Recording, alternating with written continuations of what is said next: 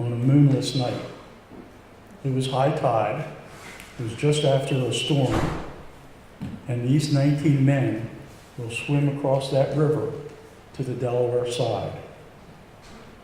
Most of them were recaptured, but there was a few that made it to freedom. Now, Major Henry Stanton Burton, well, he's come to take this seacoast fortification into more of a prison camp. Burton was from the 3rd U.S. Artillery, so he's regular Army. The major had graduated 9th in the West Point class of 1839. And he's there to take charge of this fort that has only 48 guns now. So let me tell you, I'm going to go off on a side note here. Fort Delaware was never fully complemented with the amount of guns that they could have had. In fact, they were bringing them in after the war was over. But the Dix Hill Cartel is now in full swing. So July's population at 3,400 and some has now plummeted to only 355 by August 1st. Major Burton issues Post Order number 77 on August 20th, which allowed political prisoners, remember we talked about them, they were now permitted that from dusk till Reveille, they were allowed to walk the parapet, the top of the fort. They were also allowed to take a bath in the Delaware River. Yeah, on every Tuesday, Thursday, and Saturday. Wouldn't that be something nice to look forward to? During this time, a prisoner by the name of Robert Atkinson, who was from Bath, Virginia, he described his activities as such. Quote, I bought a box of apples for 5 cents. Sold my watch for $30 Confederate. I swam in the evening, I played chess, and I politicized with others. Well, you may have thought that Robert Atkinson had been a Confederate prisoner, but he had arrived on August 9th from Baltimore. You see, he had refused to take the oath of allegiance, which if someone came to you in the Federal Army and said, take the oath of allegiance, you had to take it, even if you had already taken it before. And when he refused, he was arrested and he was charged as a spy. So he became a reluctant guest at Fort Delaware. By September of '62, the prisoner population has now increased from 68 to over 2,400 due to the Southerners who are going to be coming from the Battle of Antietam.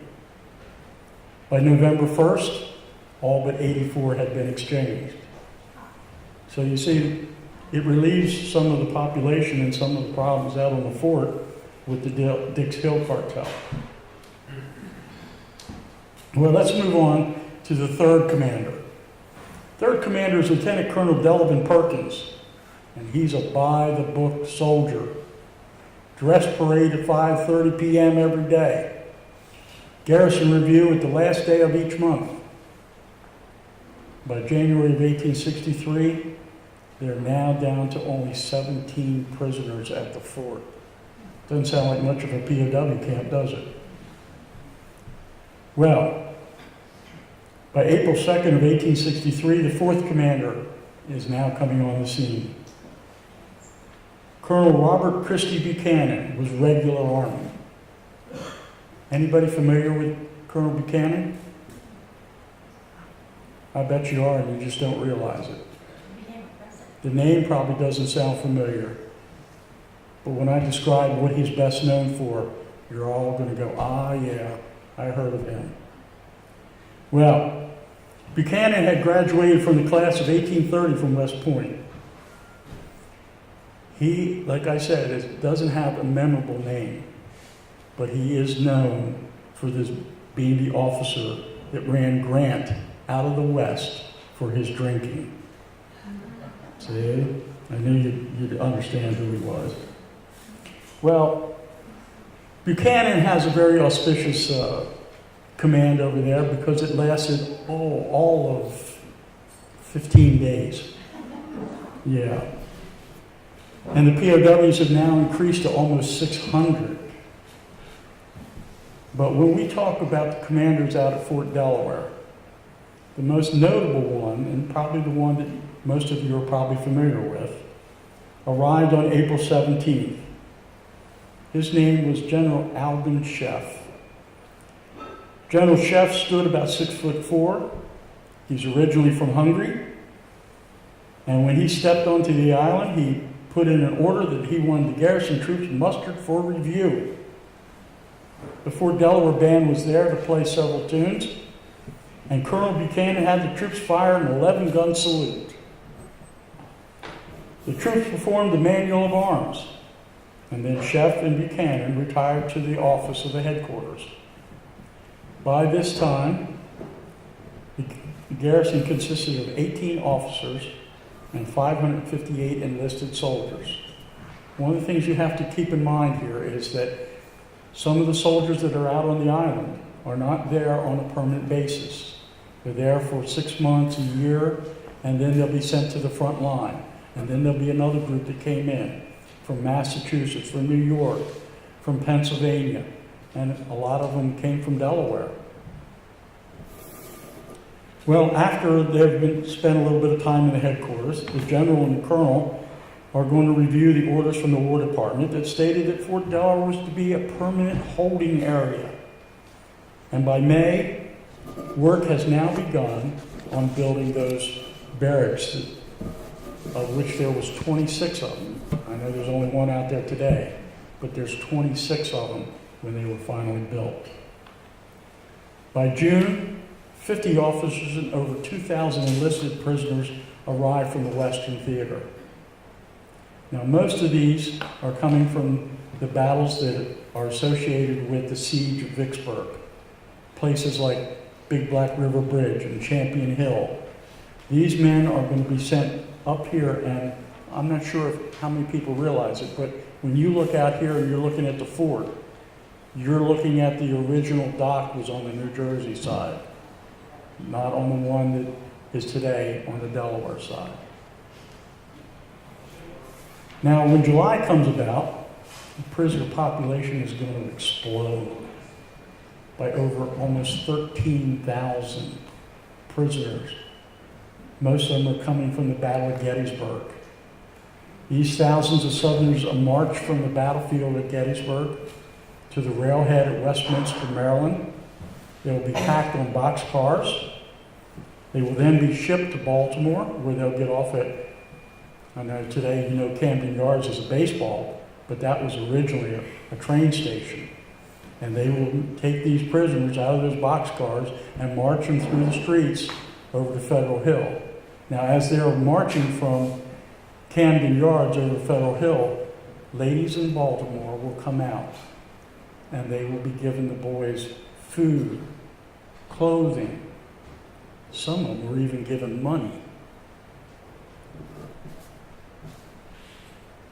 Now, they will end up spending the night at Fort McHenry, but it's not a long stay, because in the next morning, they're going to get them up and organized and put them on barges where they will be shipped up the C&D Canal to that little island known as Fort Delaware. Now, with the increase in population, Fort Delaware became the largest city in Delaware. It surpassed Wilmington by a large margin. The Confederates outnumbered the Federals by over 10-1 now. And by this time, that Dix Hill exchange process I was telling you about, it has been halted. Men like Grant and Meade have decided that they don't like the idea of fighting the same men over and over again, so we'll just leave them in the prisons. By August 12th of 1863, now when I tell you about these escapes, they're not the only escapes, but they're ones that I thought were memorable. And this escape takes place, this time with 5 men. 4 of them were soldiers, 1 of them was a political prisoner from Philadelphia. When the men had come in from Gettysburg, the federal authorities decided that, okay, we'll take everything else from them, but we'll leave them their canteens. They can fill them up with water, and then they'll have water no matter where they go on the island. Well, the other thing that they did not realize is these canteens, particularly if you had a number of them, make really great flotation devices. Because all you had to do was take a little bit of wax and seal that cork in there, and the cork would stay in there, it would hold the air, 4 or 5 of them, it'd be like water wings or whatever, and you could swim that 1 mile. Now, I hope everyone realizes it's only 1 mile to Delaware, but it's also 1 mile to New Jersey. So it doesn't matter which way you go, except that now you're farther away if you came over here, and you got to go 2 miles. When these 5 men take off, what ends up happening is they get split into 2, because unfortunately the political prisoner couldn't swim, even with the flotation devices. It didn't help him, and he drowned. But 2 of the soldiers ended up in a field down here at Port Penn. And they stayed there all night, thinking that they were hidden away from everybody. Well, when the next evening came, the farmer came out into the field and asked him how long they were going to stay there in this field. Because, I've been watching you all night, wondering what you were going to do. What he does is he brings them into his home, he gives them civilian clothing, and then after feeding them, he sticks them into his wagon, covers them with straw, takes them into the railhead at Middletown, buys them train tickets, and puts them on the train, sending them south. Now, my question to you is, how long do you think it took them to get to Richmond? A week? 2 weeks? 3 weeks? Well, let me tell you, 5 days after they escaped, their story appeared in the Richmond Examiner.